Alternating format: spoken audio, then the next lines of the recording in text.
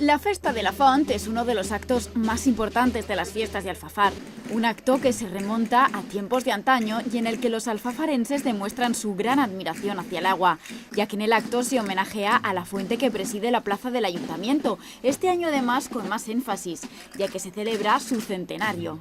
Conmemorant i recordant aquests 100 anys, 101 anys d'alumbrament de l'aigua, que va ser realment el que va aportar riqueza y prosperidad a la población de Alfafar. Además, en Alfafar también se acaba de presentar un libro de su historia, Historia Básica de Alfafar, dirigido sobre todo a los más pequeños, una jornada que ahondó mucho en las tradiciones y donde también estuvo presente el subdelegado del Gobierno en Valencia. Y también en la presentación del libro de la historia de Alfafar que acaban de presentar, que ha sido un placer, todo lo que es recuperar la historia local, municipal, vivir las fiestas con la gente de Valencia, fiestas tan entrañables, tan bonitas y tan nuestras. 13 grupos de danzaes y alrededor de 70 ballaors llenaron la plaza de movimiento y música tradicional valenciana.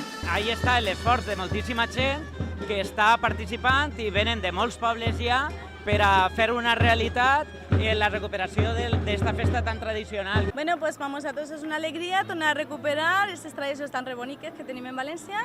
Su música ball, yo creo que es el complemento ideal. Alfafar se encuentra ya inmerso en sus fiestas patronales de la Mare de Déu del Do, que se extenderán hasta el día 8 de septiembre.